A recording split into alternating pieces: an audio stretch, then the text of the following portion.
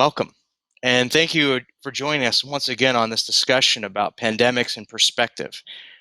We're talking about the COVID-19, and we're also talking about other pandemics that have happened. And we're trying to compare these things just to have some understanding of where we're headed. As we've looked before, the scriptures make it plain that there is nothing new under the sun. And I believe that as we examine diseases and pandemics of the past, we too will come to that same conclusion. Today, we're going to be talking about the lockdown. And the lockdown has been different in other countries. And the idea is that we want to put everyone in quarantine, so to speak, to prevent the spread of disease. If anyone has ever read the Bible, you will know that you never quarantine a whole city because one leper is in it. You quarantine the leper away from the city. But we have done something completely different. We have shut down entire cities, entire countries, and put millions of people essentially in house arrest, allowing them only to come out at certain times. And this is actually a greater experiment upon mankind than anyone could possibly ever imagine. And so there's different debates on whether or not this is actually helpful for disease or whether or not it's hurtful. People are examining all these things and trying to figure out just how effective it's going to be. So let's go ahead and look at the slides here, because one country that seems to get a lot of flack is Sweden. And the reason is that Sweden chose not to lock itself down. They do have social distancing measures. They do encourage people to wear masks, but they left everything open. And the hopes was that by leaving things open, that the virus would spread through the community, and it would infect those who are not susceptible to severe illness or death, and those people would become immune, and they would provide sort of a cluster of immunity around those, such as the elderly, the immunocompromised, those who are at a higher risk. It would actually prevent them from getting sick. Now, what's interesting is that the American press has criticized this method, and yet there seems to be evidence to suggest that what Sweden has actually done is more beneficial than the countries and states, particularly the United States, that have had the severest lockdowns. Let's look at the next one. And again, this is actually from the BBC, and they were talking about how things were going to look. And you can see this was in March 29, 2020, and they were wondering, well, how would this work out? How would the Swedish people survive if we were to take the model seriously, such as the Imperial College model out of the UK, where they said over 2 million people would be dead in the United States. They said over half a million would be dead in the UK, and those numbers have not come to fruition. But they all thought in March that Sweden would suffer. Let's look at the next slide. But as we see here, that this hasn't actually happened, that Sweden hasn't been involved in millions of deaths. And as a matter of fact, they're getting exactly what they wanted. They're actually getting herd immunity. Let's look at the next slide. And they're talking to Anders Tegnell, who is the chief of Sweden's official government health. And notice what they say here. It says Tegnell said that the number of admissions to Sweden's hospitals is clearly falling. Now, keep in mind, this is while other states in the United States and other countries where where we've had many more deaths and had a severe lockdown. And he says that the rates are falling, and he says as well as the number of deaths. As of Thursday, Sweden has 23,918 confirmed cases of the virus. This is back in May, and has recorded 2,941 deaths, with over half of the deaths occurring in elderly homes. Sweden conducts around 30,000 coronavirus tests per week. This is very small. When you consider the population of Sweden, almost 3,000 deaths is minuscule, and it's only been around the people who are susceptible anyways. This is amazing. That means no destruction of the economy. That means no people losing their jobs. That means people are able to work. What people don't realize is that when you quarantine an entire society, it's not that you're just keeping people from a disease. You're keeping them from work, you're keeping them from social contact, and it has a whole host of untoward side effects. Let's go to the next slide.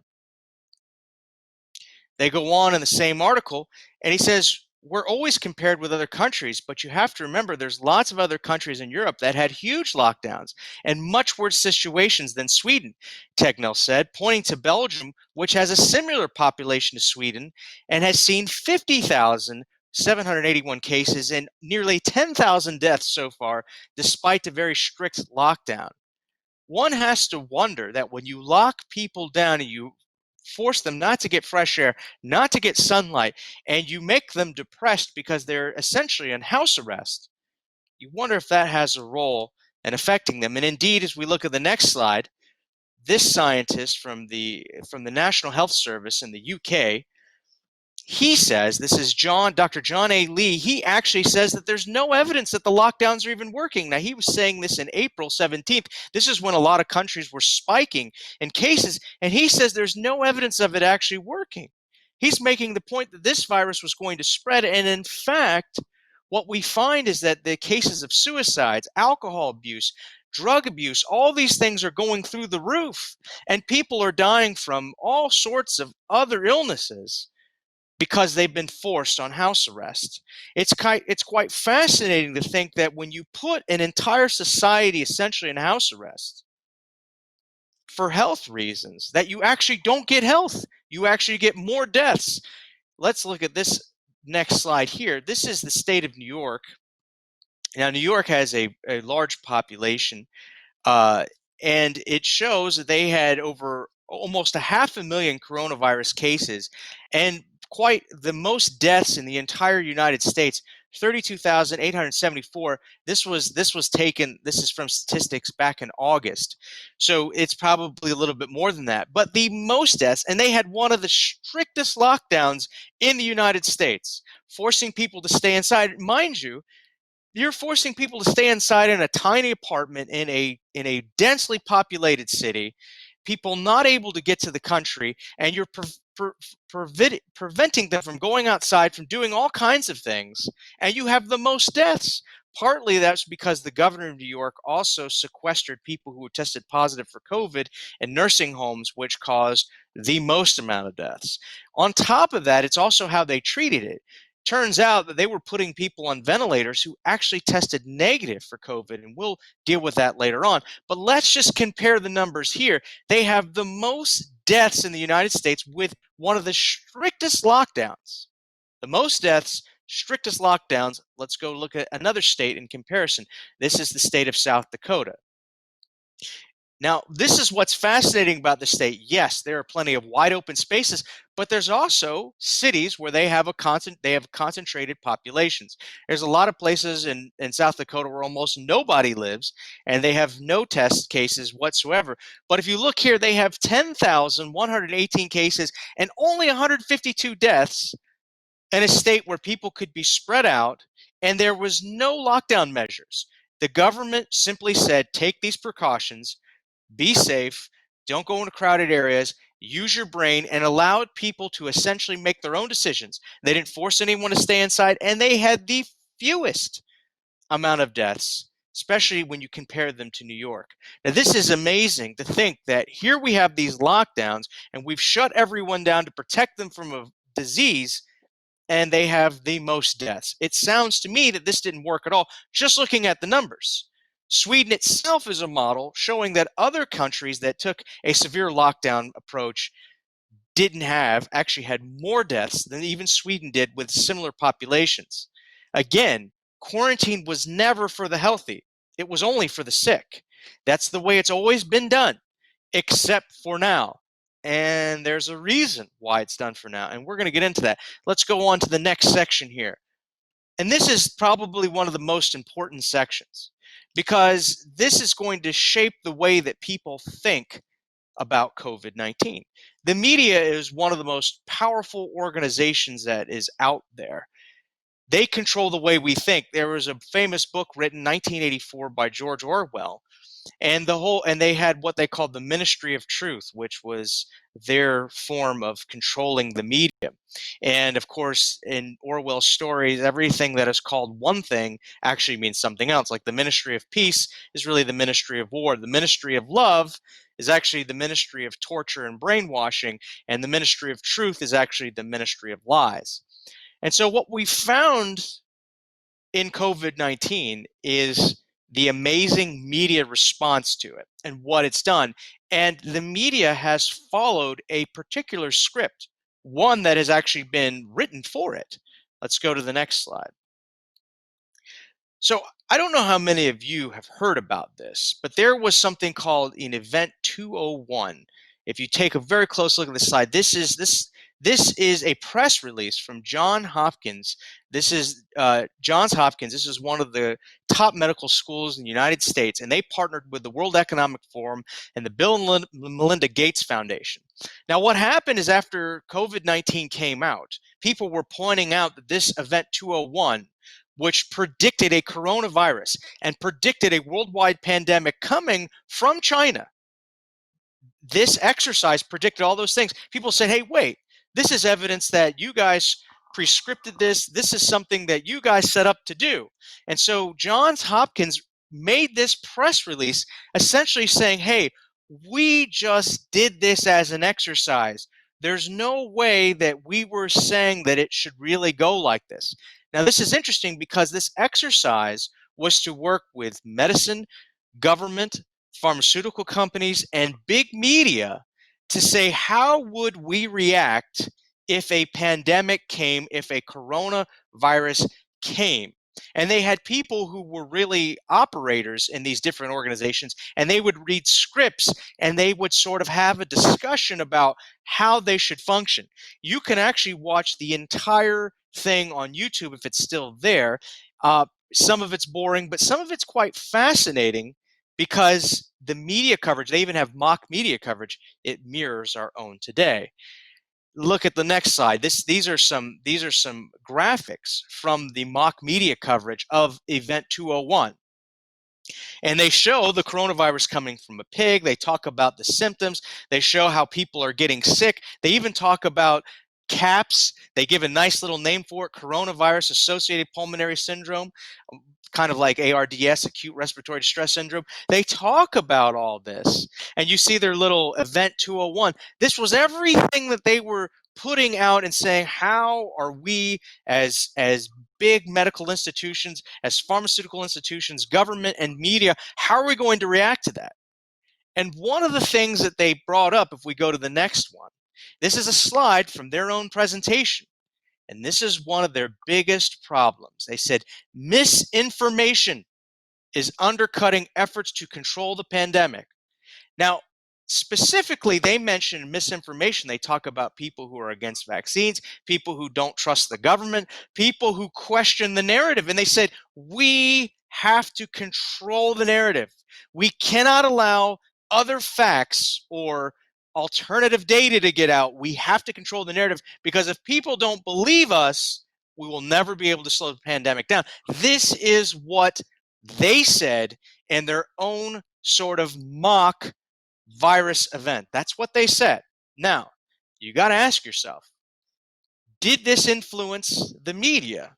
Or perhaps, maybe, this was what the media was already thinking. Let's look at the next slide. Now, I love this story because this story was reported in Grand Rapids, Michigan. If you look at it, it was in May 6, 2020. And this story was about a hospital staging coronavirus test sites. So what they were showing is they were talking in the media coverage. They were saying, "Hey, we're being overwhelmed here. There's all these people getting a test. This virus is really, really bad. We've got to do something. This is terrible. We have to save lives. We have to do something." It turns out that so let's just look at the next slide. So they were saying, we got to do something. We have to do something. And this is really bad. All these people are getting tested, and they see this line of cars right here. It's kind of interesting. All the cars look the same, which is sometimes a dead giveaway. But anyways, they have all these cars here, and they're going through the testing site to show just how many people are being tested. The fact of the matter is that they staged the entire thing. There was hardly anyone being tested. all the reports of these hospitals being overrun, particularly in the United States, many of them were false. I have good friends who work at hospitals. I have good friends who not only work as nurses and doctors in hospitals, but also in administration. And what I heard from them is that they were never overrun, particularly in the height of the coronavirus pandemic or fear in Florida. Never happened. Now, maybe in some other places, but what I've talked to through people who live in other states, it was almost the same. You have to ask yourself, if the pandemic was so severe, if everything was so bad, why would you need to stage a bunch of people waiting in line to get tested? Why would you need to do that? Perhaps there's an agenda. The agenda is we have to maintain the narrative. This is a serious virus and people are dying, and anyone who questions that must be suppressed. Let's look at the next slide. Now, this is an article from the Washington Post, and this is about a woman named Judy Mikovits, and she was a part of two different documentaries. One called The Plandemic, one called Plandemic Part 1, and Plandemic Part 2 called Indoctrination.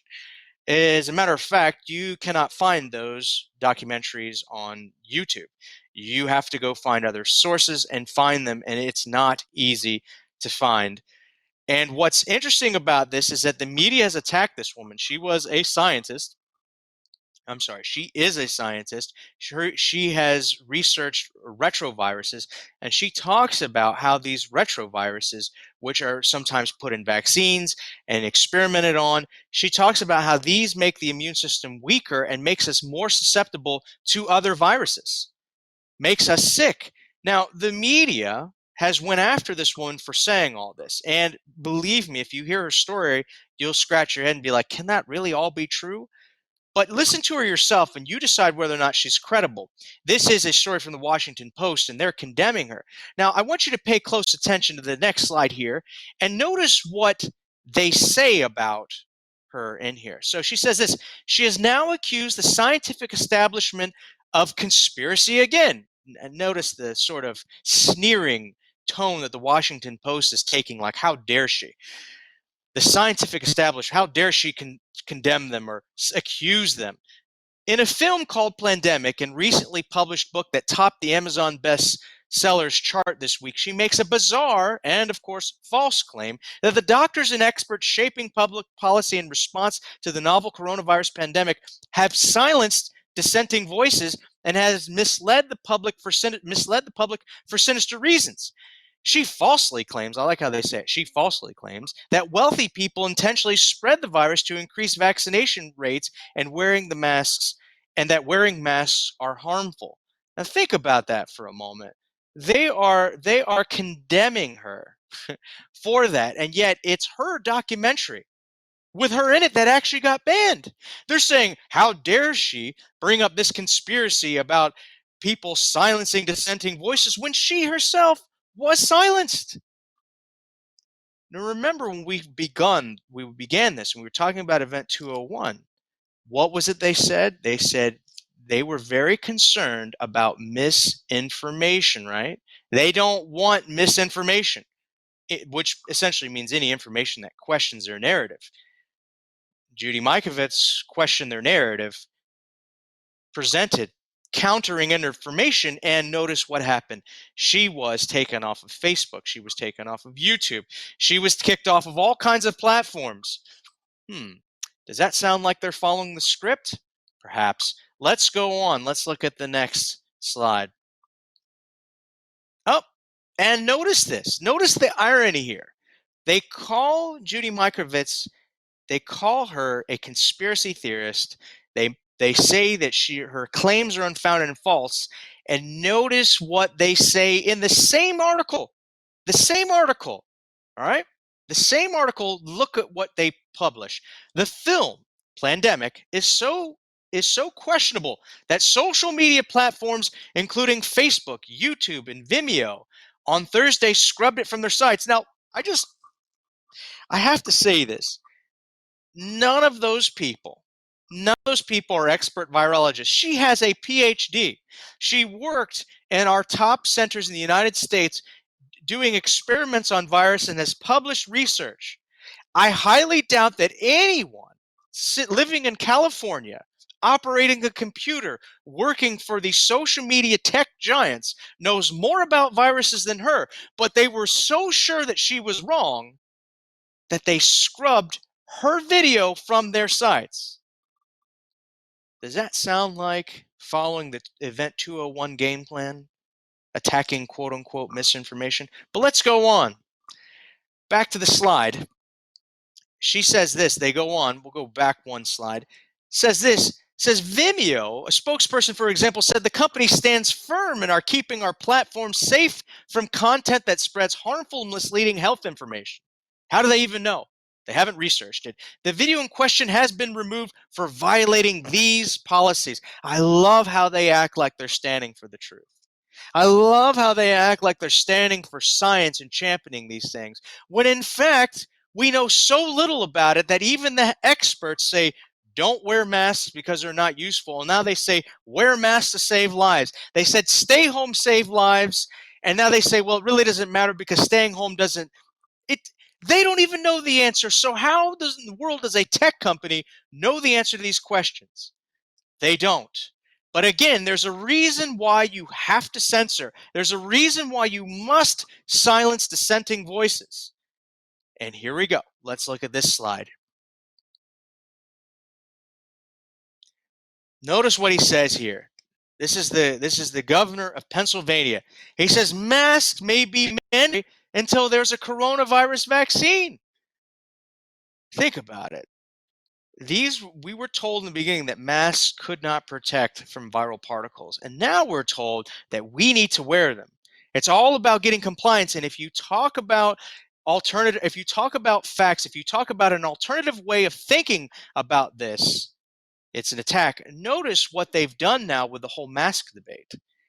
Notice how they frame it in this next article. Let's look at the next one. So they frame it right here, and notice what it says. Anti-maskers are the new anti-vaxxers. What are they trying to do with these masks?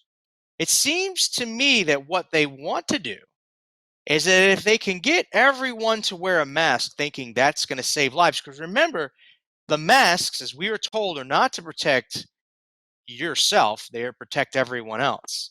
So even though if you can't breathe, even if you're getting more carbon monoxide, even if carbon dioxide, even if your children have a hard time breathing, that doesn't matter. You're protecting grandma. Even though we don't have really good evidence, you're protecting grandma. And so now, if you're not willing to wear a mask, you're more likely not to get the life-saving vaccine, even though we don't even know what it is. It's not even out yet, and some of the safety studies have shown that it actually isn't that safe. It doesn't matter. They're preparing the narrative, silencing dissenting voices, and promoting a narrative that says if you're not with us, you're against us, you are anti-science, you're anti-grandma, you're anti-grandpa, and you're against health. That's what they're doing. But let's go on to the next one, because this is where it starts to get really egregious. This study, this video, so this video of these two doctors from Bakersfield, California, this video here that they're talking about, this video published in April 22nd, 2020, these two guys are urgent care doctors. That means they see all kinds of different diseases and conditions, things that are sort of serious but not too serious as an ER, and they see all these things, including people who are sick with coronavirus. And they came out and they published their own data. In other words, they looked at people who were tested in their own clinics for coronavirus. They were actually requested by different businesses to test their workers. So they tested people who weren't necessarily sick with the virus. And they came up to their conclusion. And their conclusion was that the lockdown was overrated, that you could safely open up California, that Kern County, where they were actually located, was a safe place, that you don't need to worry about the virus as much. And these are two doctors, two physicians on the front line, gathering their own data, making these points, right? This video got over 5 million views in the short period of time.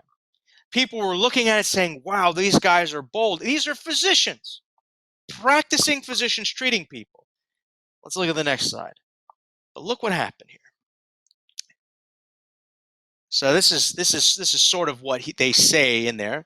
So this is one of his quotes. Dr. Erickson went on to say that the initial projections for the illness showed millions of cases of death, and called them woefully inaccurate. Ooh, that's a mistake, isn't it? He said that those results were not materializing. In other words, he said the major predictions that they had been making about all the people dying wasn't happening. He goes on, this is what he says. We decided to keep people at home and isolate them, even though everything we've studied about quarantine, typically you quarantine the sick. Didn't I just say that? Typically you quarantine the sick. When someone has measles, you quarantine them. We've never seen the healthy, where you take those without disease and symptoms and lock them in your home. Some of those things from what we've studied from immunology and microbiology aren't really meshing with what we know as people of scientific minds who read this stuff, said Erickson. He says, I also wanted to mention that 96% of people in California who get COVID recovered. So that's what he said. He's no conspiracy, no outlandish claims. He's looking at the science, he's looking at the data right from his own clinics, and he's saying, this is what we're seeing. He's talking about these things, and notice what happens to him and his partner. Let's look at the next slide. YouTube took down their video. Their video had over 5 million views, and it took it down. Now, I'm just going to tell you this. I'm pretty sure at YouTube, there's nobody there working right now who has seen as many sick people and treated them as those two doctors, Dr. Harrison and Dr. Matassi. I don't think there's anyone there, nor do I think anyone studied microbiology, pathology as much as them. But somehow, YouTube got the idea that they're going to protect science and take this video down. Let's look at their reasoning. Let's look at what they say. Let's go to the next slide. This is what they say. We've quickly removed, look, they're patting themselves on the back. We quickly removed flag content that violate our community guidelines, including content that explicitly disputes the efficacy of local health authorities, recommended guidance on social distancing that may lead others to act against that guidance. In other words, if you act against the official narrative, they're going to shut you down. If you say something that questions what official health authorities say, even if they say one thing one week and contradict themselves the next week, as long as you are an official health authority, you have infallibility, speaking medical ex cathedra. And it goes on, however, content that provides sufficient educational, documentary, or scientific, artistic context is allowed. Well, wait, these guys were providing education. They were documenting. They had their own results, but they still took them down. For example, news coverage of this interview with additional context. From the very beginning of the pandemic, we've had clear policies against COVID-19, there's the word, misinformation. And we are committed to continue providing timely and helpful information at this critical time. Who was it that came up with the tabletop exercise to prepare media, pharmaceutical companies, and institutional medicine and government? Who came up with this? The Bill and Melinda Gates Foundation, the World Economic Forum, right? And Johns Hopkins University. And I know people say things about Bill Gates, and we all call this conspiracy, but you can see the slide. Go back and review it. The stamp of their approval is there. This looks like a page right out of the book that they have been scripting. But unfortunately, this censorship gets worse. Let's look at the next one. This is another physician who also treats patients. She was working in an emergency room, and I said was. This is Dr. Simone Gold talking about hydroxychloroquine. All right. This video too, and notice all these people in white coats. That's not for show. They're all physicians. They've all been treating people. Okay. What's funny is the only person they point out is the woman, the physician from Nigeria. They point her out because she has some religious beliefs, and they say they're all crazy. But the fact of the matter is, all these doctors practice science every single day.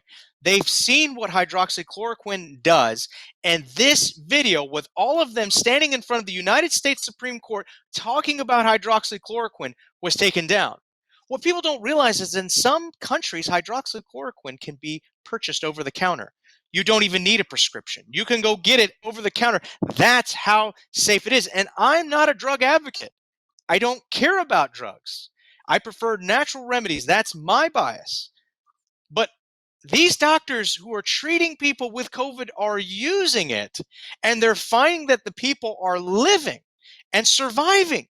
Cases, some of them bad, some of them good, but people are surviving. And some people are even taking this drug prophylactically to avoid these symptoms. And so these doctors got together and talked about all this, and their video was taken down. How is it that they can't talk about their own experience? How is it that they can't talk about using this drug in the face of the pandemic? This is what we would call raw data in science. This is what we would call empirical data in science. And that, yes, does matter when we haven't had time to do the studies. It's even worse than that. Let's go to the next slide. Just so we keep with our theme with history, this is an advertisement taken from the newspaper. They were using quinine to fight the Spanish flu. They were using quinine back in the day, which hydroxychloroquine is a derivative of. They were using it back then, and they were probably doing okay with it. But the point of the matter is, here are doctors advocating hydroxychloroquine. This tells you how old the concept is of fighting a virus with quinine or a derivative of quinine like hydroxychloroquine. It's very old, over 100 years. And yet, and of course, hydroxychloroquine has at least been 60 years on the market, which is amazing. So it's used in autoimmune disease, rheumatoid arthritis, lupus, dermatomyositis. It's used in all kinds of things. And yet, when you talk about it in use for COVID-19, your video gets censored. Let's go on. And this is the article where they talk about it. It says Twitter, Facebook, and YouTube, like they're heroes. Heroes, once again, Twitter, Facebook, and YouTube are taking down that hydroxychloroquine video. And now Donald Trump Jr. can't tweet for 12 hours. What happened was the president's son retweeted that video with Dr. Simone Gold and all the other doctors. And he said, hey guys, look at this. And Twitter locked him out. He got banned for 24 hours, and they took down that video. No discussion, no debate, no nothing. And these are doctors treating people, and they just took it down, tried to scrub it off the internet. This does not sound like freedom. This does not sound like an open discussion. And the worst part about this isn't even conspiracy. This is all true. Everything is documented. This should tell you that even in different countries around the world, even with different people, whether it be on the left, whether it be on the right, it doesn't matter. The people behind the scenes, the people who influence policy, affect every single government. Every single government, and especially big tech, big media. They're working together. There's no other way. But it gets even worse. Let's go to the next slide. This is an article about Dr. Simone Gold. She actually lost her job. Not only was her video banned, but she lost her job. She couldn't even practice medicine because they fired her. And what did she do? She acted the part of a thought criminal. She dared to stand up and say hydroxychloroquine works with COVID-19. They fired her. She lost her job. A physician who did nothing wrong, didn't kill anyone, didn't misprescribe anything, didn't practice malpractice, loses her job. This isn't just a war on science. This is a war on free speech. This is a war on your right to even work. If you don't have the right opinion, you can't work. That doesn't sound like freedom. That sounds like totalitarianism. That we know what that looks like. We have seen it in communist countries. If you don't have the right opinion, even if you're good at your job, you can't work. And that's what happened to her. Let's look at the next slide. So this is from the Association of American Physicians and Surgeons. And this is sort of a group of physicians who doesn't play games. They're not part of the establishment, but these are all physicians who treat people, do an excellent job. And this is from Dr. Lionel Lee. And notice what he says here. And we go to the next slide. Notice what he says here. He's talking about the dangers of big tech silencing everyone. And listen to what he says. He says the Constitution of the United States, plainly and clearly states the importance of allowing every American, including physicians, to speak freely without concern for censorship. By now, most of the medical community has seen the recent press conference and videos posted all over social media by a group called America's Frontline Physicians. He's talking about Simone Gold and the other physicians. The videos garnered nearly 20 million views, all within a few hours before being removed by big tech for a violation of community standards. The irony is that these physicians were speaking on the steps of the Supreme Court before big tech stepped on their ability to meaningfully exercise their First Amendment rights.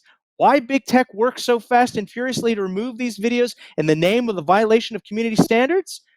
The question I have is, what standards and which community? That is an excellent question. Is it the community of pharmaceutical companies? Is it the community of government? Is it the community of the Bill and Melinda Gates Foundation? Which community is it? He goes on. When we have a large and influential social media groups removing free speech and honest medical opinion, this creates an entirely new aspect to medicine, particularly when the message being shared by this group has real data to support their stance regarding COVID treatment and outright silencing of doctors that every physician and every physician college should be deeply concerned with, and quite honestly, angry. Angry that physicians are not allowed to express their genuine medical views. In addition, we need to be concerned that physicians are not allowed to express their medical opinions that may help patients during this worldwide pandemic. It would appear now we are allowing social media tech giants to practice medicine. He's right about that. Instead of keeping the sacred relationship between the doctor and the patient. Incredible. He goes on and he concludes in the next slide.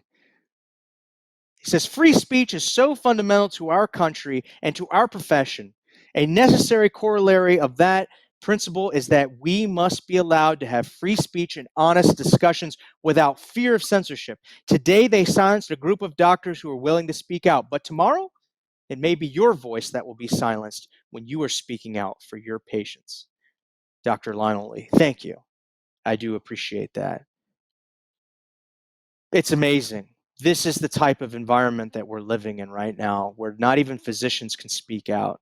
But let's go on, because this isn't an isolated incident. This guy, this physician, has the double advantage of not just being a physician, but also a politician. He's a state senator. And he began questioning the coronavirus death toll claims. He said, hey, look, the numbers are cooked. He was looking at the numbers and says, hey, look, the numbers are cooked. The numbers of deaths are cooked, and actually the number of positives are cooked. He's questioning it. Now, he is a family physician, and he was questioning all these things. Notice what happened to him. Let's go to the next slide. He has courage. He has no regrets. But what happened? He got investigated by the state medical board. For what? For questioning the death numbers? For questioning how many people were died, how many people were positive? Why doesn't he have the right to do that? That's because big media, big tech has decided that they're going to police, quote unquote, misinformation. That's what they're going to do. And if it means that free speech is the first casualty of the war, so be it. But let's look into the numbers. Let's go into the next one. Let's just go into the numbers here. And this is going to be important because, well, everything we do today is numbers. There is a famous author in the United States, probably people know of him. His real name is Samuel Clemens, but many of you will know him by his pen name, which is Mark Twain. And he came up with a saying. He goes, there's lies, there's damnable lies, and then there are statistics. In other words, statistics, if you're going to lie, you need to use and twist statistics. So let's look at this first slide here. This is an interesting article. This was published by a number of scientists, including one Dr. Anthony Fauci, who is the sort of the go-to physician for the coronavirus epidemic. And notice what he says here. Now, this was published in April 7th, 2020. And this is what he says here. He's talking about the number of deaths and the infectivity rate and looking at the numbers, okay?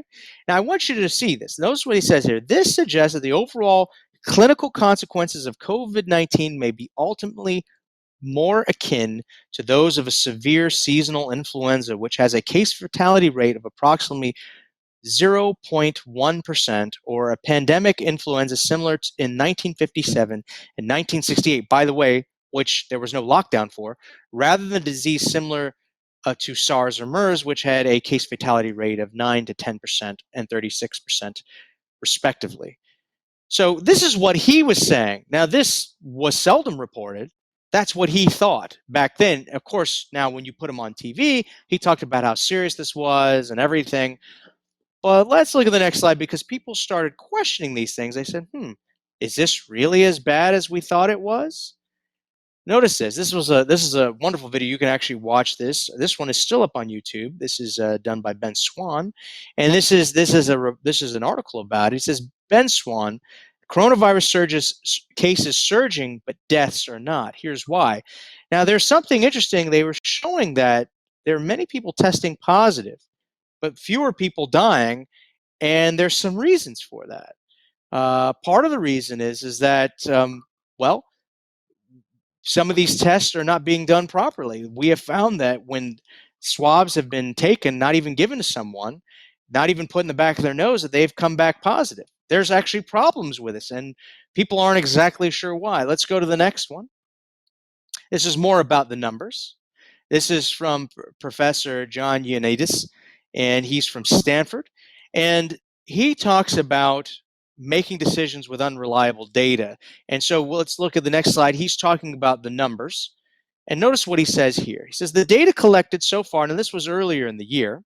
He says the data collected so far on how many people are infected and how the epidemic is evolving are utterly unreliable. He's talking about the numbers, all the numbers we freaked out over. He says are utterly unreliable. Given the limited testing to date, some deaths and probably the vast majority of infections due to SARS-CoV-2 are being missed. We don't know if we are failing to capture infections by a factor of 3 or 300. That's a huge margin of error. 3 months after the outbreak emerged, most countries, including the US, lack ability to test large numbers of people, and no countries have reliable data on the prevalence of the virus and the representative random sample of the general population. He says an autopsy series that tested for respiratory viruses in specimens of 57 elderly people who died during the 2016-2017 influenza season, influenza viruses were detected in 18% of the specimens, while any kind of respiratory virus was found in 47%. So he even shows in autopsies where they counted these deaths as coming from the flu. In 2016-17, only 18% had it. And some people who die from viral respiratory pathogens, more than one virus is found on autopsy, and bacteria are often superimposed. A positive test for coronavirus does not necessarily mean that that virus is always primarily responsible for the patient's demise. In other words, the numbers and the amount of deaths that we're attributing to COVID may not be accurate at all. That's what he's saying. He goes on, and this is interesting. This is another article. If you look here, this is we go to the next slide. If you go to this article right here, this article was published. This is also by John Ioannidis, and this is what he says. This is later on. He's publishing this. Is in July 2020, and this is what he says. He says, conclusions. The infection fatality rate of COVID-19 can vary substantially across different locations, and this may reflect differences in population, age, structure, and case mix of infected and deceased patients, as well as multiple other factors.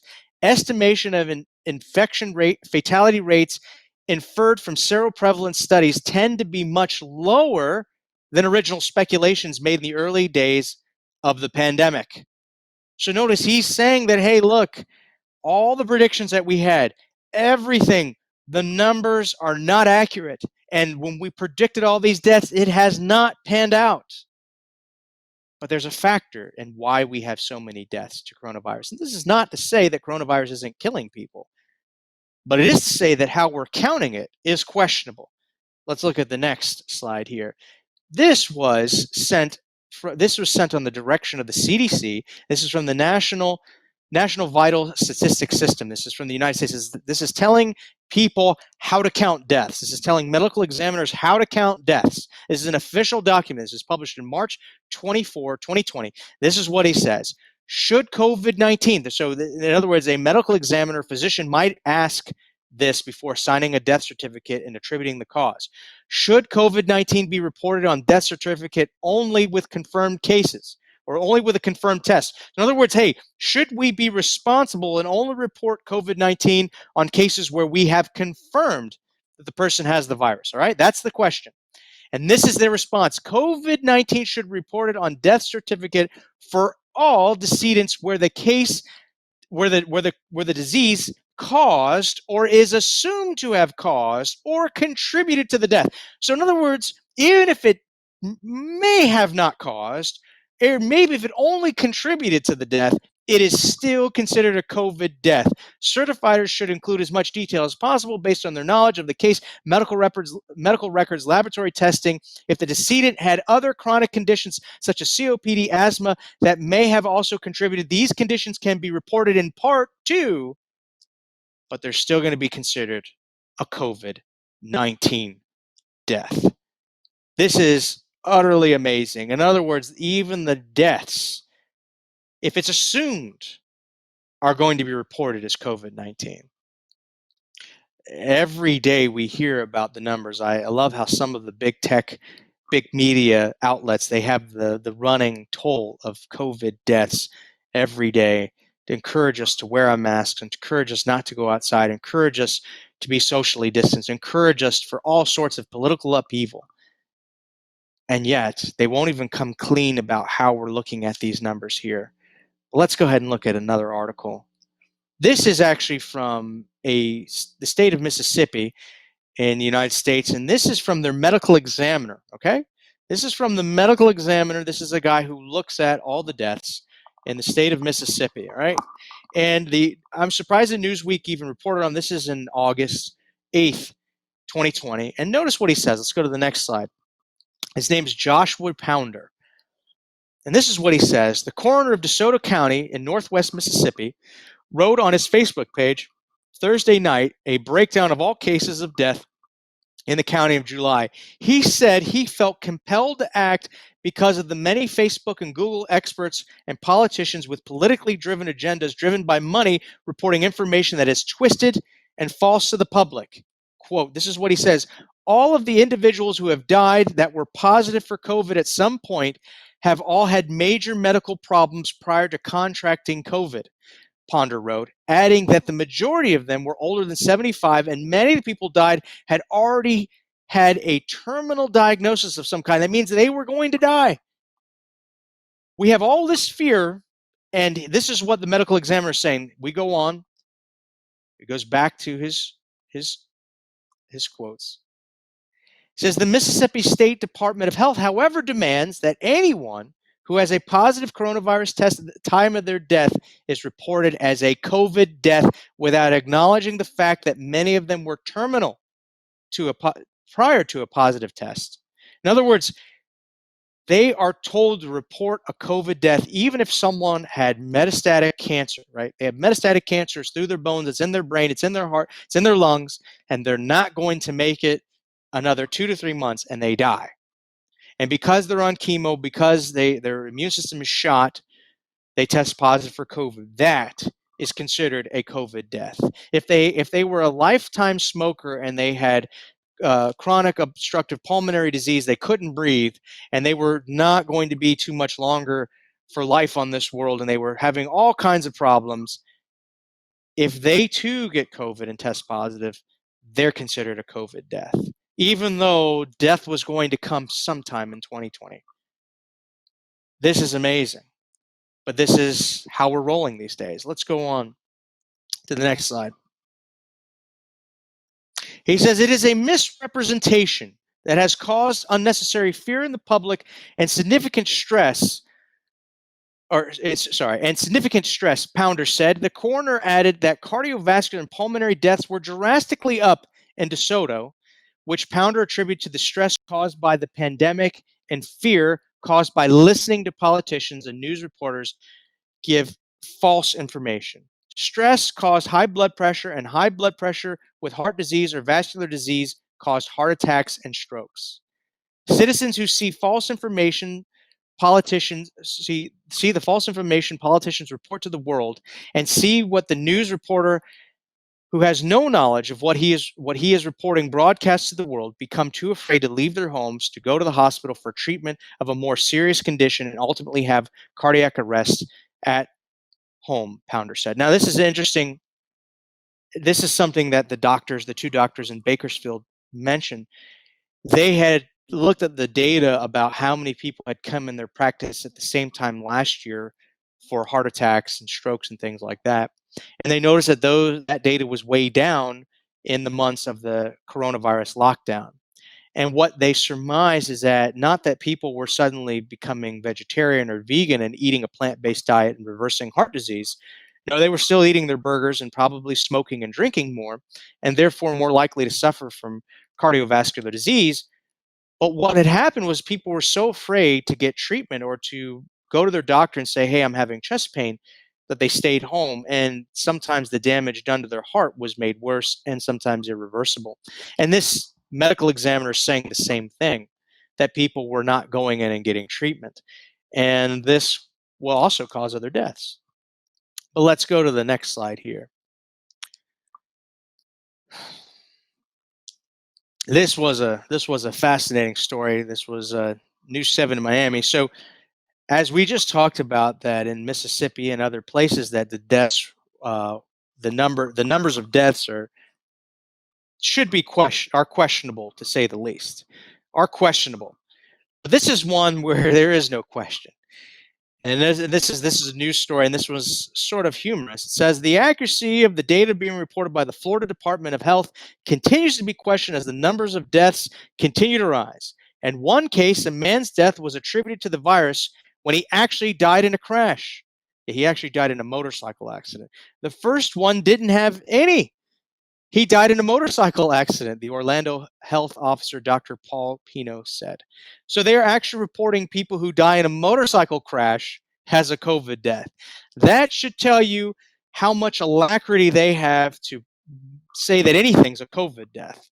This is craziness. This is why when we hear the numbers, we need to be skeptical, to say the least, questioning, inquiring. We shouldn't just take it and say, oh, that's just what it is, because there's a lot of people who are experts on the front liners saying, hey, Houston, we have a problem here.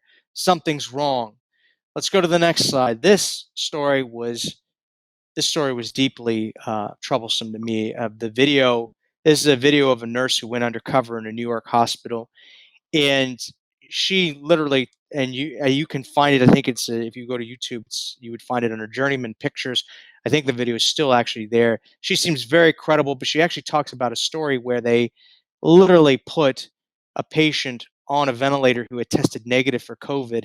And when you put someone on a ventilator, you have to give them powerful drugs which suppress the immune system, make you more likely to actually get pneumonia and die.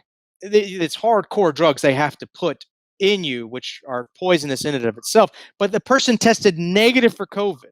The person had chest pain and problems, but she said the patient was most likely suffering from anxiety because they were so afraid of getting COVID. And they put this young person on a ventilator, and this person died. And she talks about this, and she talks about how they didn't properly isolate people. She goes through all of it, and here's one of her quotes right here. And she says this. She says, in New York, the doctors were not able to prescribe hydroxychloroquine. Could you imagine that? Doctors who think that this might work aren't allowed to prescribe it because a politician said so. And the main treatment in the New York hospital in Elmhurst, which is ironically where most of the deaths happened, Elmhurst Hospital was essentially to put these people on a vent or a ventilator. And they really refused to try any alternative treatments, even though they were successful in other states, Olszewski said. For example, I'm from Florida. My hospital was successful in treating patients with hydroxychloroquine and zinc with a completely different number of deaths. So not only are the death numbers not accounted in a way that lends itself to accuracy, But people were denied hydroxychloroquine and zinc. They were denied that. And instead, they were put on a ventilator because science says. And again, she talks about it. You can see in the next slide, there's actually a thumbnail of her and the video from Journeyman Pictures. If you find that thumbnail on YouTube, that is the correct video. And this is an important point because you see, we want to be a society that doesn't live in superstition. We sort of applaud ourselves that we live beyond the days of the dark ages where people were wrapped in witch trials and superstition and believed in ghosts and goblins. We live in a scientific age where we trust the scientific method, we trust investigation, and we want to do this. But do we really live in an age of investigation and inquest and questioning things and a scientific method, testing every hypothesis?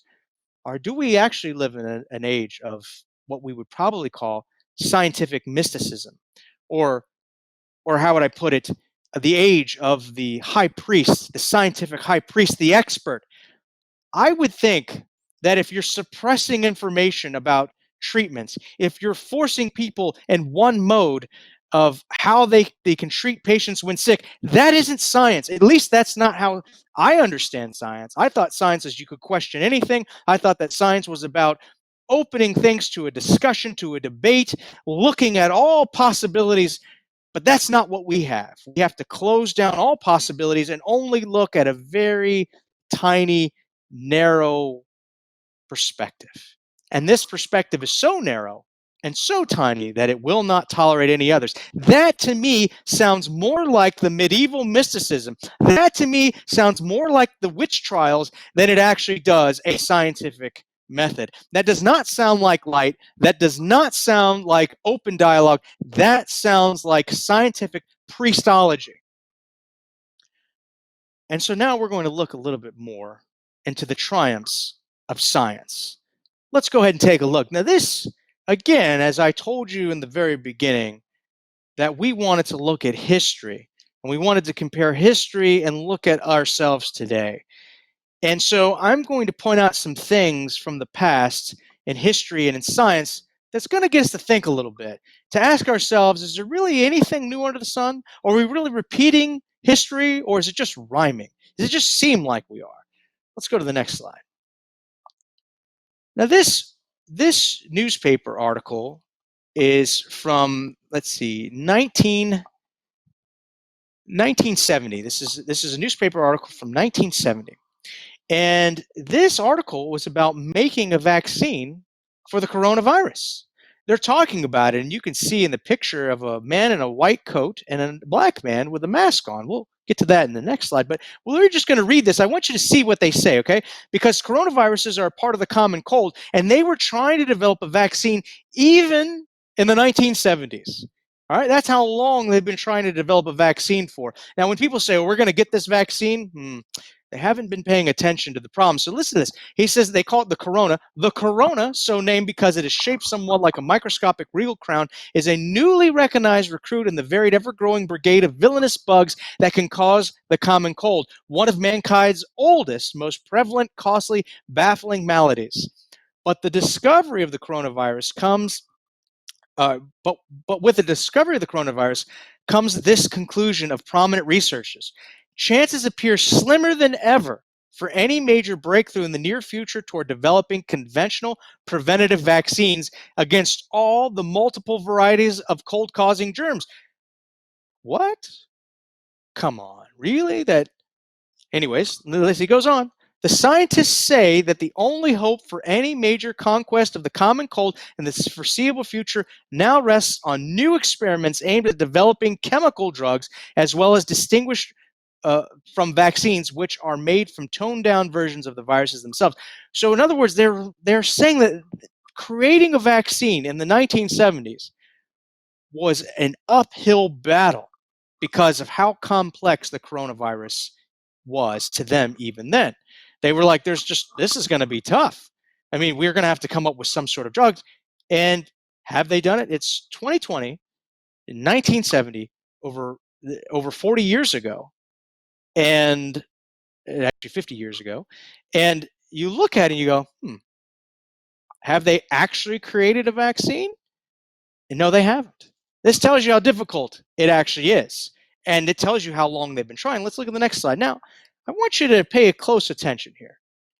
Because, we like to talk about today, we like to talk about popular things like racism and inequality and all this other stuff. But somehow, when we talk about science, it all gets a pass.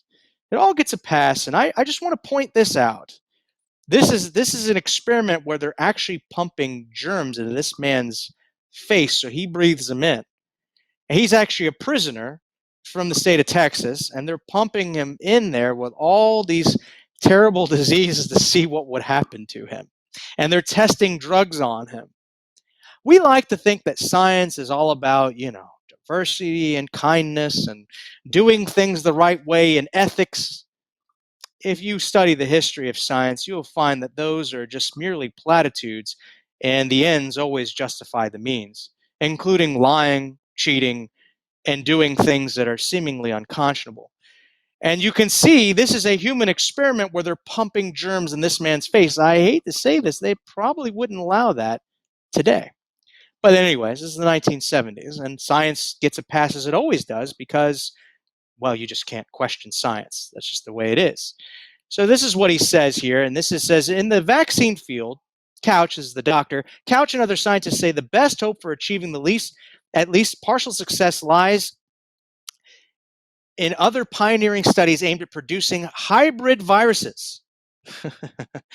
In other words, they were already breaking up viruses and trying to make them in different ways so they could develop vaccines for them. They were already experimenting with viruses back then in the 1970s, trying to see if they can make one that they can eventually make a vaccine for, or that they could warn of a biological weapon. It says hybrid viruses consisting of combinations of two different germs and temperature-sensitive viruses, mutant viruses that could thrive in relatively cool environments of the nose and throat, but be killed if they seep down into warmer vital areas of the body. They were already making viruses more viral, less. They were making the strains even stronger and more virulent. This is what they were doing in the 1970s. And it says the coronas have tended to increase the complexity of the problem because they have been found in at least 21 different varieties, and any one of them can lay you low. There may be additional strains still undiscovered. Think about that for a moment, that they've been experimenting with the coronavirus since the 1970s, giving it to prisoners, making them sick, trying to make a vaccine for. If you don't think that governments were interested in this simply because they wanted to protect their citizens, then you're naive. All you need to do is pay very close attention to biological weapons and all the research involved in there. And this isn't even conspiracy. Just look it up. That's all you have to do. You don't even have to take my word for it. Just look it up. If you don't think governments have a vested interest in developing biological weapons, we're not on the same planet together. They all do. And they've all experimented. And the history behind this is well documented. And we're being told right here in a newspaper article, almost as the curtain is being pulled back, that they were doing this in the 70s and they were trying to make these viruses, some survive the cold, some survive the hot, some survive the nose, and they were making hybrids of them even back then.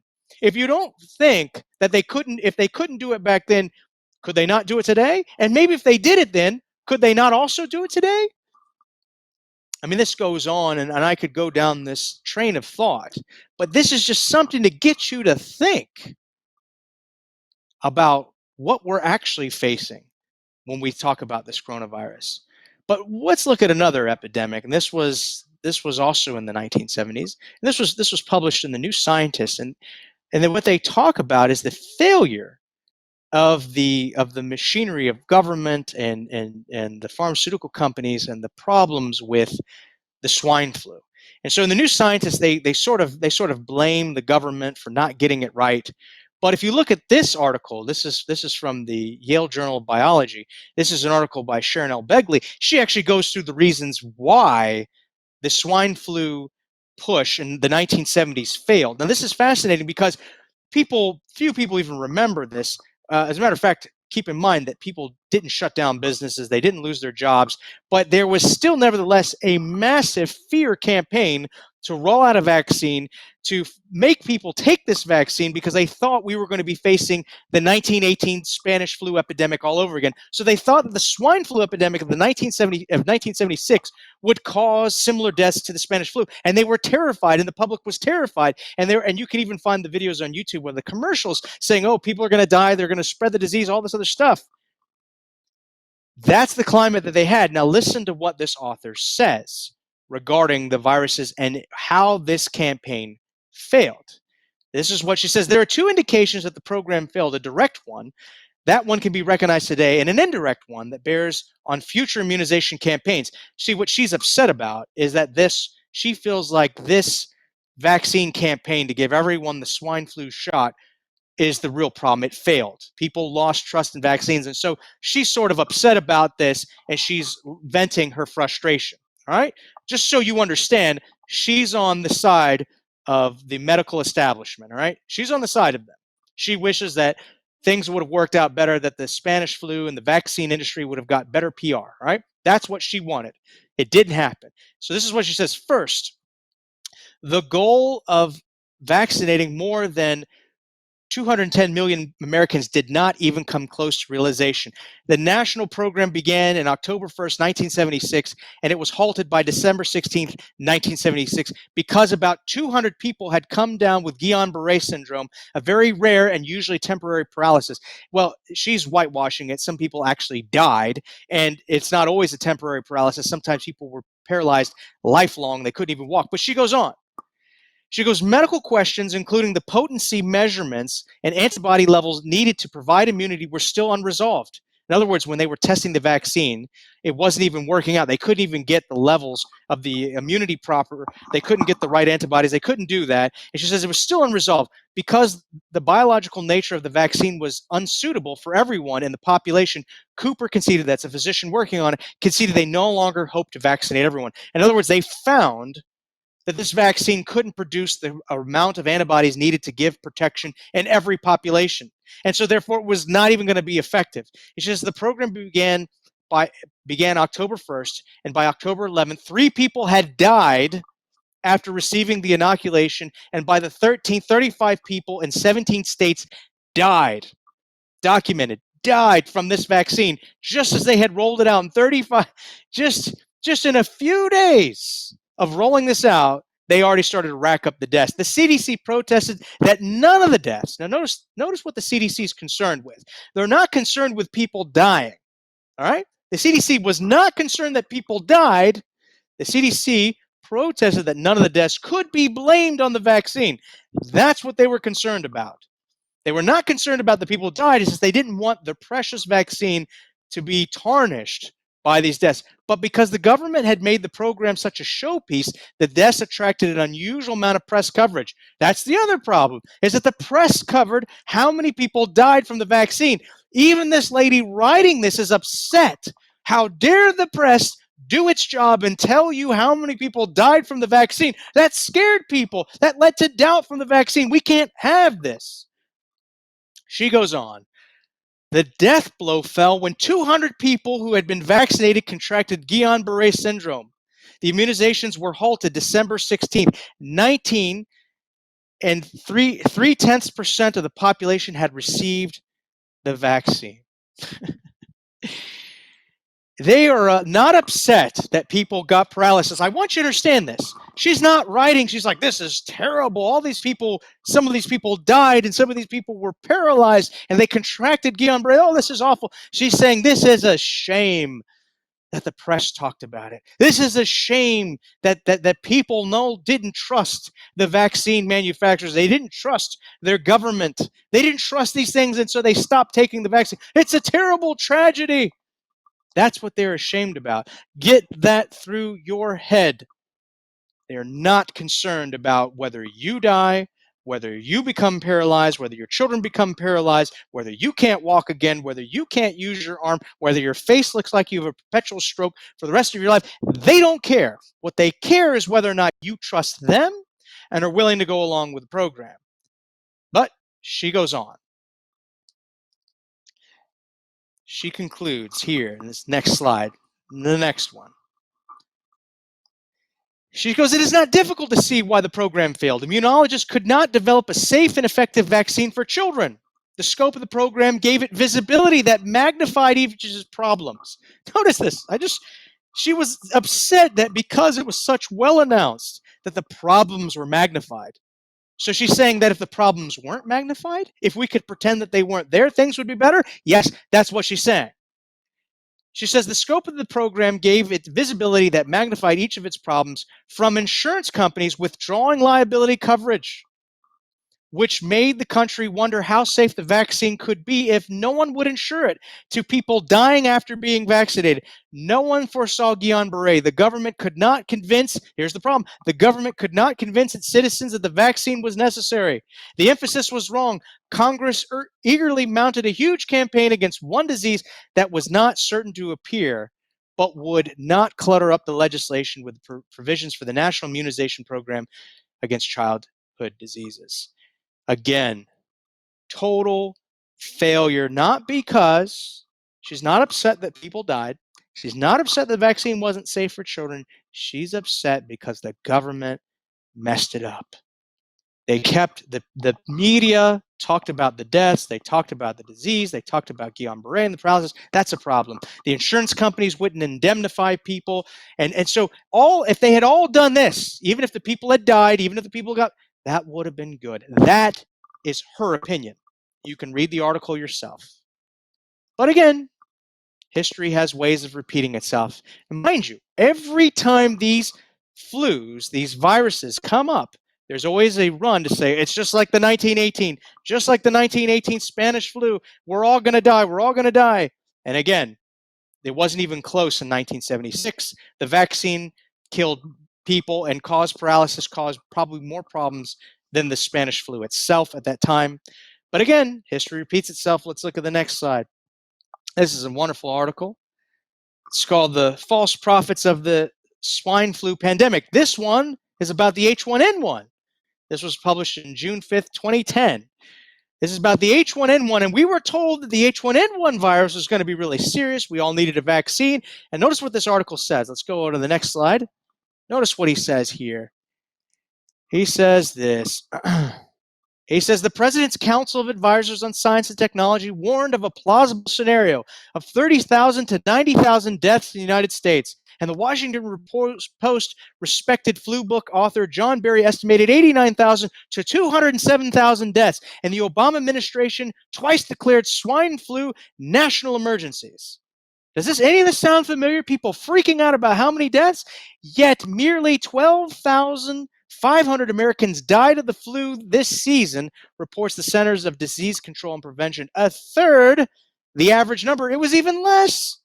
And he says public health officials are trying to take credit and dodge the blame for fostering a pointless pandemic, but their claims do not hold up. Virtually no swine flu vaccine was available until after the epidemic peaked in October, and so few doses were actually administered that 71 million the doses of the vaccine are landfill bound. Hand washing campaigns probably also had little effect insofar as there's little evidence that hand hygiene prevents this flu. Think about this for a moment. The same thing.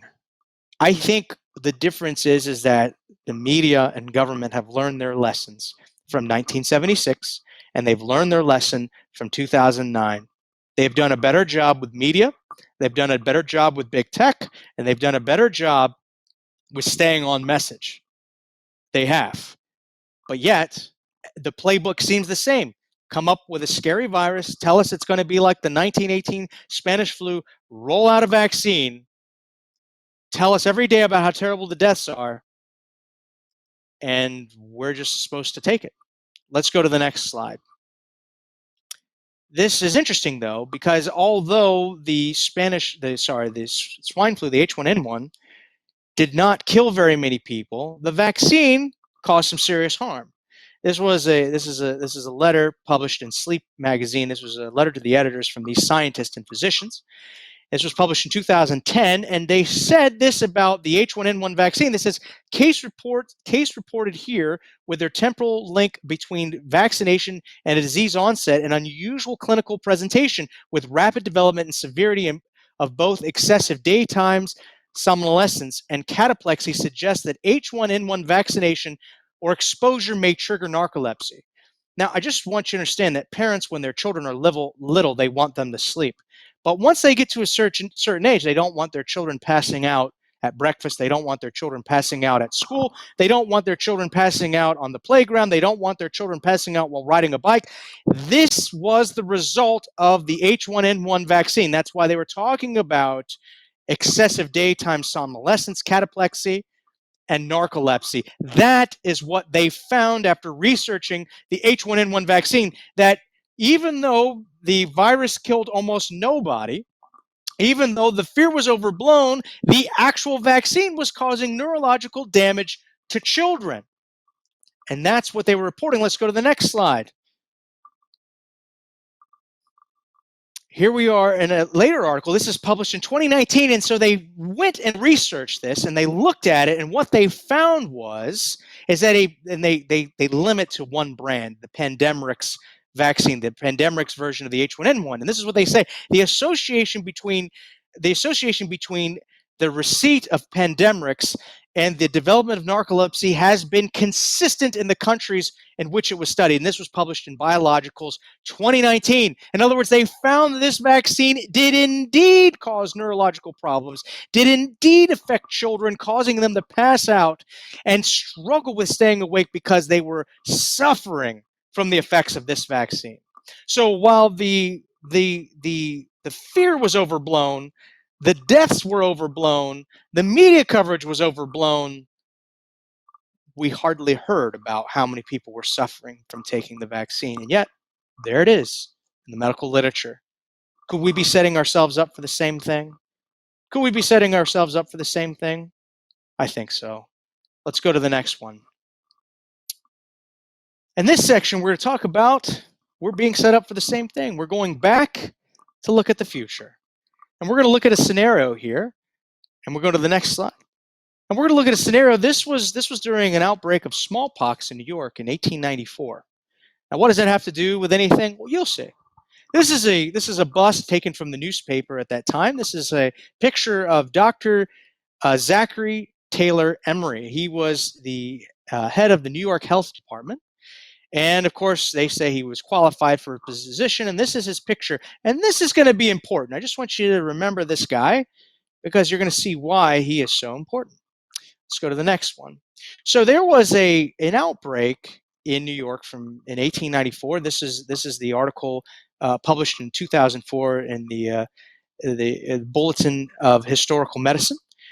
And so this is what the author says, looking at this story about Dr. Emery and this 1894 smallpox outbreak. And this is what he says: an example of the department's tactics. Now, I want you to see something here. During the outbreak, this health officer, this health commissioner, Dr. Emery, he decided that he would do everything that he could to get people vaccinated. So listen to what his tactics were. This is reported 2004. I'm not making any of this up. This is in the peer review literature. This is what he says. An example of the department's tactics and public resistance to them was in the case of the Macaulay family, a 65-year-old couple and their 27-year-old son who were placed under quarantine after refusing vaccination. So wait, what in the world's happening? So there's a small outbreak of smallpox in New York, and the health commissioner, Dr. Emery, wants everyone to get vaccinated. And there were some people who refused to be vaccinated, like this elderly couple. And so what did he do? He put them into quarantine. He forced them to stay in their house. He put them under house arrest. Sound familiar? Because he wanted them to get the vaccine. This is history. This is just what he did. Let's go back to it. Back to the quote. It says this. He says the Macaulay family, a 65-year-old couple and their 27-year-old son who were placed under quarantine after refusing the vaccine. Smallpox had been diagnosed a block away on the Atlantic Avenue, and Emery ordered everyone in the neighborhood to bear their arms. The Macaulays alone refused, fearing dire health consequences from the procedure. That's right. Smallpox vaccine in those days could kill you. It says, and following the following day, 2 policemen were stationed at their doors. The family, they were forbidden to leave their apartment, and the other tenants were warned under penalty of arrest not to deliver any messages to them. The New York Times reported the grocers, butchers, and bakers in the vicinity were also forbidden to deliver their provisions. So think about it. This health director, this commissioner of the New York said, you don't want to take the vaccine? I'm going to lock you down. I'm going to lock you down. You're going to stay in. Now think about it. Everyone in the whole vicinity got the vaccine except for these people, why do they need the vaccine if everyone got it? Never mind. That's just, you can't even talk about that logic. But he decides that if you don't want the vaccine, you're locked down, and we're going to station 2 police officers outside your door, and you can't get any food, and you can't get any messages from your neighbors. That's what this man did. Oh, it's amazing how history just teaches us so many bountiful lessons. He goes on, he says, the next day, shocked, police discovered a 2-foot square hole in the closet wall through which the family had crawled into an adjacent apartment that was unoccupied. This family, under house arrest, dug a tunnel to get away. A neighbor reported that the 3 had fled to New Jersey. 3 days later, after being convinced by family members with whom they had taken refuge in Hoboken that they had nothing to fear from the procedure, 3 surrendered themselves at the Atlantic Avenue police station and consented to be vaccinated. Now, this author, I enjoy that he writes this. He looks at this as a triumph, which I don't know what planet he's on if he thinks this is a triumph. This is a triumph of not justice. This is a tragedy. This is a tragedy that people were such prisoners in their home that they had to literally dig a hole to safety, and their relatives probably said, hey, look, guys, we can't take care of you. You're going to have to go get the vaccine. It really is safe, and don't worry about it. These people couldn't get food, couldn't get messages, were completely isolated. But let's go back to the article. Let's go to the next slide. And so it says this, by the middle of March, the aggressive tactics of Emory's staff of vaccinators had begun to attract some public notice and opposition. The Brooklyn Daily Eagle, which is a newspaper, criticized the department's loose methods of quarantining, citing public complaints that families are shut up in tenement apartments without any reason. I just want you to think about this. You forced people into quarantine in the most loathsome conditions. The tenement apartments in New York were disgusting. Now, they were starting to improve in the 1890s, and they were getting better, but I imagine that wasn't completed at that time, and there were still very many disgusting places where you were going to get sick just by being there. And so whole families were shut up in apartment houses without any reason. The department also faced criticism on other fronts. One Brooklynite wrote to the Eagle complaining that the system of paying health department vaccinators 30 cents for each operation they performed created an incentive for them to terrorize and intimidate healthy people to be revaccinated by them under the penalty of quarantine refusal. So even if you got the vaccine, if you didn't have sufficient proof that you got it, they would force you to get another one, because why? They were getting paid. We've already discussed that the manufacturers for the vaccine have already received $30 billion. If you don't think that they're going to keep things shut down until people submit to the vaccine, then you're a better gauge of public policy and history than I am. But notice this.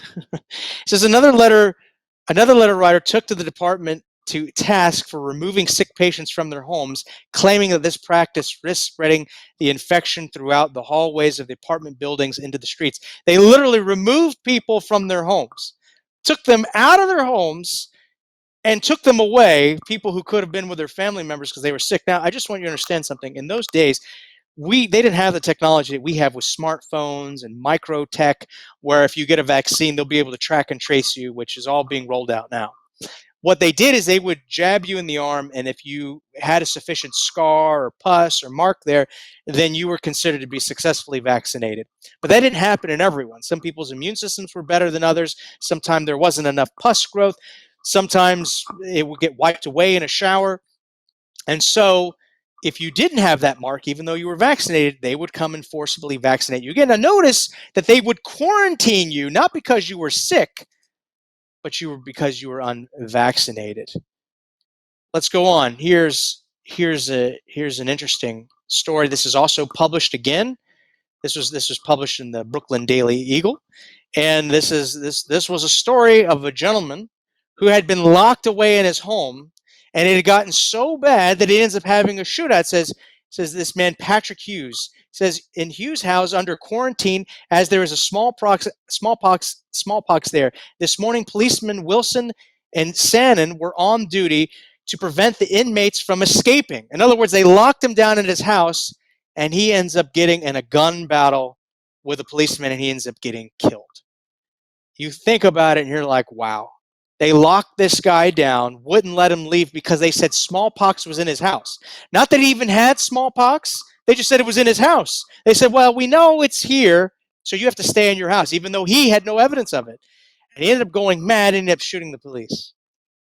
All because he didn't want to take their vaccine. Fortunately, the good people of New York had more sense than perhaps we do today. And so they locked up another man. And his name was Smith, and they locked him up, and they said that he had to be quarantined. And Smith was able to get to some lawyers, and they challenged the case in court. Smith did not want the vaccine, and they forced him to be quarantined, to shut down his business and everything. So Smith took his case to court. And as we go to this next slide, we'll see what happened. So Smith took his case to court, and the judge, hearing what happened, because Dr. Emery, the health commissioner, was locking everyone down and putting them in quarantine against their will, even though they didn't have the disease. This judge, hearing this case, was appalled, and this is what he said. This is reported from the Brooklyn Daily Eagle in 1898. He says, the judge held that under English and American law, he could not be, that's Dr. Emery, or sorry, Mr. Smith, Mr. Smith, could not be compelled by force to submit to vaccination any more than to swallow a dose. In other words, in American jurisprudence, according to this judge, he felt that you could not be forced to take a vaccine any more than be forced to take prescription medicine. He says this, and that his imprisonment was a violation of his personal liberty. He remarked, this is the powerful statement, he remarked that there was more to be feared from the exercise of arbitrary power than from all the contagious diseases combined. That is arbitrary power which silences your freedom of speech, throws you in house arrest without judge or jury, arbitrary power which takes away your right to work, arbitrary power which says lockdown for thee but not for me. That is arbitrary power, and this judge hit the nail on the head. There is more to be feared from that than any terrible virus. And this was during smallpox, when it was actually killing people in 1894. The case was eventually appealed to the Supreme Court of New York, and we look at the next slide, and here it is. Here it is. This is the actual case, and we're just going to look at two quotes from it. Let's go to the next slide.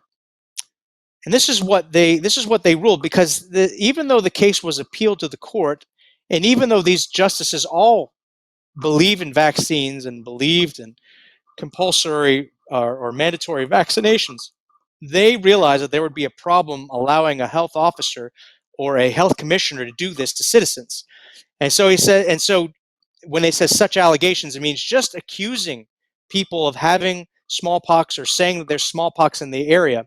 He says such allegations fall short of facts, of stating facts upon which the Commissioner of Health would be authorized to take such drastic measures. In other words, just saying that someone's at risk of smallpox isn't licensed to go ahead and lock people down. He says, as to the effect of the imprisonment of citizens by quarantining them in their houses, he had no jurisdiction to make the order unless there was, in fact, before him a case where the parties were either infected with or had actually been exposed to the disease of smallpox. In other words, if you can't test someone positive for the disease and you can't show that they were exposed to someone who tested positive, you have no right to lock them down. That's what the judges were saying. Let's go back to the quotes. He says this. He says this, it was necessary to the jurisdiction that the danger should actually have existed in the infection of the person or the things in which they've having been exposed to the disease. The judge goes on, but I find no warrant for this rather extraordinary declaration of the commissioner that wherever any person shall refuse to be vaccinated, such person shall be immediately quarantined and continued in quarantine until he consents to such vaccination. That's what the Supreme Court judges ruled of New York. That you can't just lock people down. You can't do that. That's wrong. It's a violation of liberty. That's what they said. But this is what we do today. Let's go to the next slide. Anyone remember this? We just need to lock the nation down for 15 days to slow the spread. Who did we lock down? Not those who had tested positive, not those who were actually sick, but everyone. Why? Why do we want to lock everyone down? Let's go to the next slide. Notice what this man says. Now, I know he's not a doctor. I know that his medical opinion does not count. I get that. He has never studied gross anatomy. He's never taken a course on microbiology, pathology. I know that the only thing he's good at or is qualified at talking about are viruses that infect your computer. Strangely enough, his operating system is known to contract these viruses, but I digress. Notice what he says. Notice the headline is, Bill Gates, millions more will die in this pandemic, and freedom hinders the disappointing U.S. response. Freedom hinders the response? Doesn't sound like he has the same attitude as the judges of New York had, that there's more to be feared from arbitrary power than any disease. Mr. Gates, not Dr. Gates, Mr. Gates thinks that freedom, not locking people down, is what is causing death. But let's go on to see what Mr. Gates says. This is an interview with PBS earlier this year. He says the vaccine is critical because until you have that, things aren't really going to be normal. They can open up to some degree, but the risk of rebound will be there. And until we have a very broad vaccination, and then he says, and he goes, and so we will be far closer to normal once we get those case numbers down. But there will be some things where the benefit to the risk, like large public gatherings, may not resume until broad vaccination has taken place. What freedom could be a threat to the pandemic, I say, Bill Gates? What freedom could there be? Could it be the freedom to say no to these vaccines? Well, let's go on. Let's see what Dr. Michael Ryan says of the WHO. Now, if you remember this, remember that Dr. Emery, when he was the health commissioner of New York, ripped people from their homes who were suspected of having smallpox. I guess that freedom, or well, they didn't have freedom, but the freedom saying, hey, you're sick can stay with you and the family, I guess that's a freedom that we need to be ready to part with, because notice what Dr. Michael Ryan of the WHO says, right? He says, and at this moment, in most parts of the world, due to the lockdown, most of the transmission that is actually happening in many countries is now happening in the household of the family level. In some senses, transmission has been taken off the streets and pushed back into family units. Now we need to go and look in families to find those people who may be sick and remove them and isolate them in a safe and dignified way. This, to me, sounds terrifying, that the government's going to come into your home and determine if you're sick and take you away. What if the tests are false positive? What if that they're not accurate? What if we have real problems and they're going to take loved ones away? Let's look at this next one. This is an amazing slide. This shows you what has happened. This is an article. They are interviewing two legal professors, and they're asking the question, can the government force you to get a coronavirus vaccine? These are two legal scholars. Now, I don't know if all legal, no, wait, I do know. Not all legal scholars believe this, but somehow we're led to believe that there's a consensus on this because they couldn't find differing opinions. Let's look at the quotes here. Next slide. Listen to what they say. These are two law professors.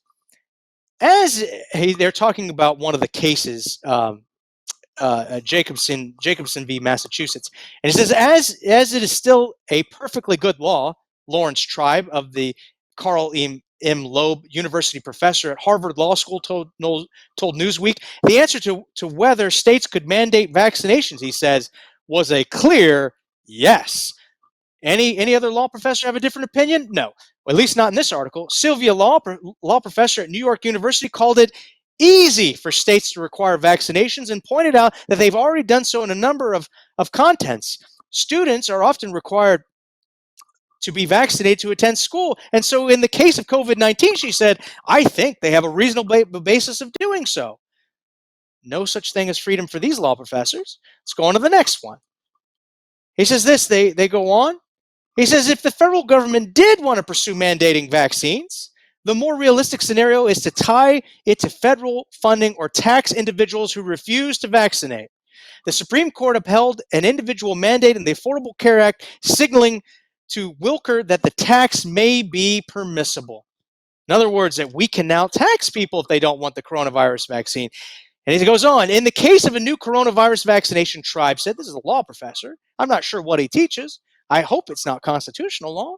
Tribe said disputing the mandate on the religious basis would be difficult because the danger to public health is likely to trump any claim to special treatment. An argument that a mandate violated the 14th Amendment would have a slightly better chance against the federal mandate than a state mandate.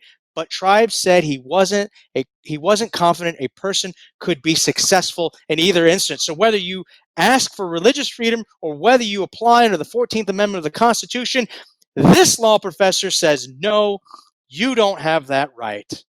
You don't have that right. Do we not see this with Dr. Emery? Forced quarantining, fining, taxing if you don't want the vaccine, even if you're not positive for the virus. But let's go on. This is our friend, Dr. Anthony Fauci again. And he says, we'll never shake hands again. So don't see your relatives, be stuck inside all day, wear a mask, do all this, and maybe it's just dangerous to even shake hands. This seems like an Orwellian nightmare. Let's go on to the next one. Because if that isn't bad, notice this. Pandemic drones useful for enforcing social distancing, for creating a police state. Yeah, that's a really good question.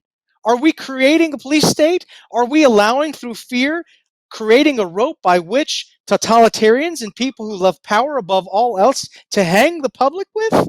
Let's go on to the next slide. Notice what's happening. This was from the Times of San Diego that they were giving people, these are people in their cars watching a sunset, and they were writing tickets for watching a sunset early on in the pandemic because they were afraid they were spreading the virus. There were people out there on their paddle boards in the middle of the ocean paddling, nobody around them, they were issuing them tickets. Why are they doing this? They're setting the precedent that if you don't go along with our system, you don't go along with the mask, you don't go along with the mandates, we're taking everything away. Let's go on to the next slide. This is even better. So not only can you not watch a sunset, but the government's flexing its muscles. Notice what he says here. LA Mayor Garcetti authorizing power and water shutoffs at houses and businesses for hosting large parties. Could you imagine if your home got its power or water shut off? Now, in the actual story, there was an epidemic where people who were nightclub owners were buying or renting houses, and they were just taking the nightclub scene to a house and calling it a private party and making money that way. Well, what's bad about this precedent for just turning off their water and power is that what if people don't want a vaccine? I guess you could turn off their water and power. Dr. Emery, actually, in 1894 in New York, he prevented people from bringing groceries and messages to people who were forcibly quarantined in their house. So I guess maybe the government has that right still? I don't know. But it gets even worse. Let's go on to the next one. So mind you, we heard a statistic by a physician who said 96% of everyone who gets the virus actually recovers. And this pastor, John F. MacArthur, decided, based on these statistics, that he had closed down his church in the beginning. He decided they were going to start holding indoor services again. And they didn't force anyone to come indoors. They said, hey, if you want to come worship and sing and pray and worship the Lord, then you can come to church. And what happened is that the government, having an order saying you can't go to church, decided to fine and go after Grace Community Church, the church where John MacArthur is. And so they issued a restraining order, and a judge tossed it out. MacArthur's church is fighting it. Now, think about it for a moment. Now, some of you watching this may not be religious, but many of you probably are. And think about what it means that someone is sick in the hospital and people can't go pray with the sick. Or someone celebrates a birth and you can't go dedicate your child to God. You can't be there with a community of faith, which is so important for your children and your elderly. You can't minister to them. People who aren't religious don't realize how often that people who love God go and help their shut-in brothers and sisters. Often in the communion service, people will take the emblems of the bread and the wine or grape juice, and they will go to people's houses and they will wash the feet of the sick who can't get out because they have cancer or some terminal illness. And they'll go there and feed them, and they'll brush their hair, and they'll clothe them, and they'll do that, and they'll pray with them. And that means the world to someone who is all by themselves and dying. Whether you believe in God or not, that means the world to someone. And as someone who does believe in God, that means an awful lot. And they're prohibiting this type of ministry. They're prohibiting praying with the sick, ministering to those who are suffering from anxiety and wondering about their world coming apart. They're saying, no, you can't do this. And this church, John F. MacArthur's church, fought back. Let's go to the next slide. And this is what he says. He's saying this is what the court said. He says, I'm very grateful. The court has allowed us to meet inside, and we are happy for a few weeks and comply and respect what the judges have asked us because he is allowing us to meet. This vindicates our desire to stay open and serve our people. This also gives us an opportunity to show that we are not trying to be rebellious or unreasonable, but that we will stand firm to protect our church against unreasonable and unconstitutional restrictions. Powerful. Powerful. Amen to that. And he goes on to the next one. He says this. He says, MacArthur made headlines several weeks ago when the elders of Grace Community Church released a statement explaining why they were not going to comply with the Governor Newsom's July 13th coronavirus lockdown mandate, which renewed the shutdowns against houses of worship and other establishments the state deemed non-essential. Grace Community Church sued California officials earlier this week, alleging that they were violating the California state constitution in 6 different ways by indefinitely suspending in-person worship service.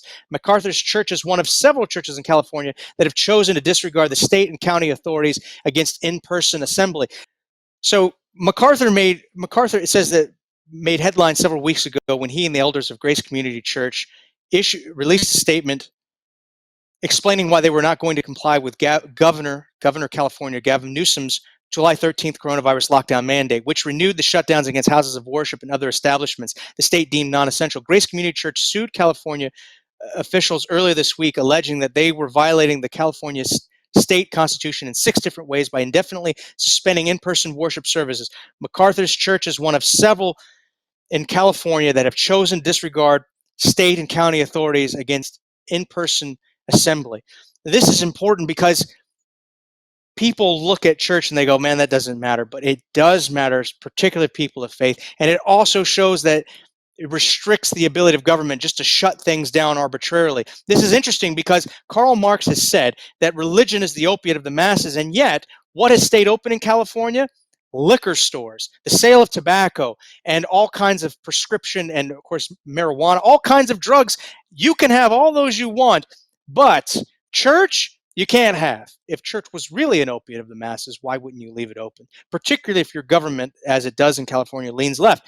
It doesn't. It shut it down. And particularly what's disturbing about this is that 96% of all Californians who get the virus recover, and those who are very sick would keep themselves home anyways. Now, even though Grace Community Church won this round, the government of California has not stopped. And we look at the next slide. they have renewed efforts. And actually, the information here is actually old because they're now fining Grace Community Church every day. They actually filed an appeal, and the judge has issued a fine against them. And so every single day that they meet, they're fined $500. Every single church that decides to meet, and they're looking to fine them $10,000 up to day, and they're battling it out. Who has more authority? Can people trust their God and worship Him according to the dictates of their conscience? Or do we have to listen to the new priest, the new high priest, the scientific expert who says that their theory is so true and so powerful that they can't allow dissenting opinions? The scientific experts that say their theory is so true and so powerful that they have to censor other people. Their theory of science is so true and so powerful that they literally have to get media to squash any other narrative than theirs. You see, friends, science can be a powerful tool, but as a worldview, as a modes of operation, it becomes like every other priesthood that many of us excoriate, that we cannot stand. It becomes a priesthood of ignorance, of bigotry, and doesn't allow what it says is allow free inquest of ideas, question anything, investigate anything, open hypotheses. No, that's not what we have now. And as we saw with Dr. Emery, notice the methods he put in place of shutting people down, quarantining them, locking them down until they were ready to submit to a vaccine. You can't go to church. You can't be with your relatives. You can't open your business. You can go bankrupt. You can do all this, all preparing us for what? For a vaccine? Or maybe not just a vaccine, but to see if we will listen to the new high priest. Let's go to the next slide.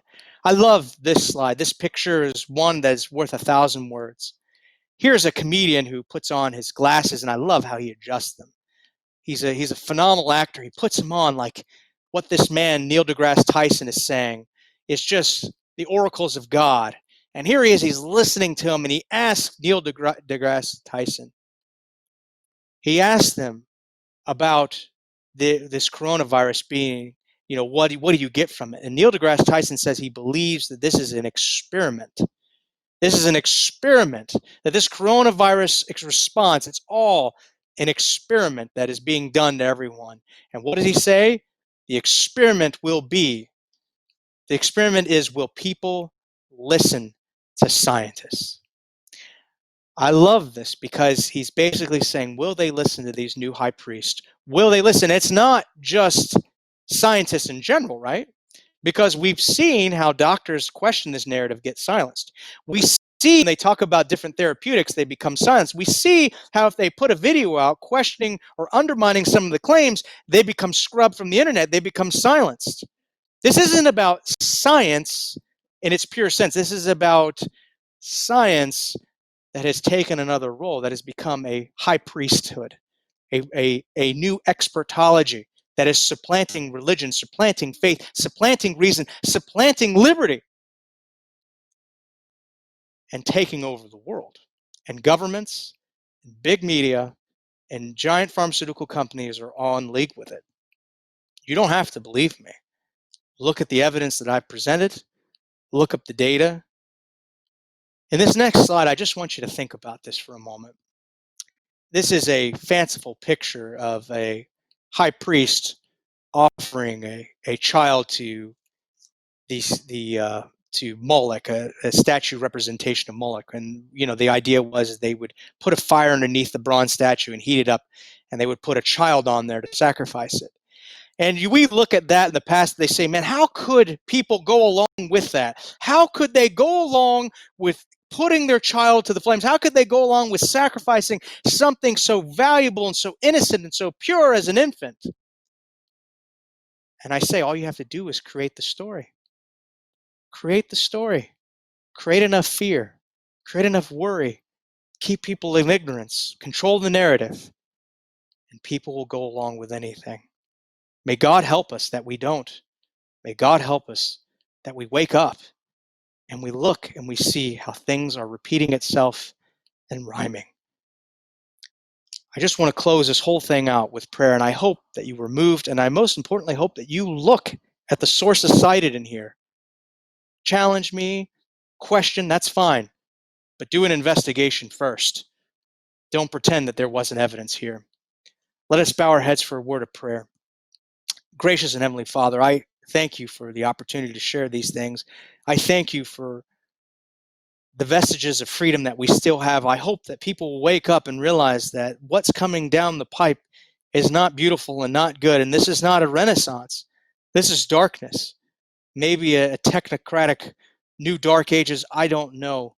But I just ask, Lord, that people wake up, that they see what's happening, that they begin to raise their voices in protest, that they begin to signal that they're not going to tolerate this, and that the faithful and those who are questioning you, that they would come to you as a source of strength to battle these forces. I thank you so much, Lord, for the time that we do have and the freedom that we do have left. Please be with us, and I ask for a blessing on all those who listen and hear this presentation. Thank you, Lord, for all of this. In Jesus' holy name we pray. Amen. If you've made it this far, I salute you. Thank you, and Godspeed.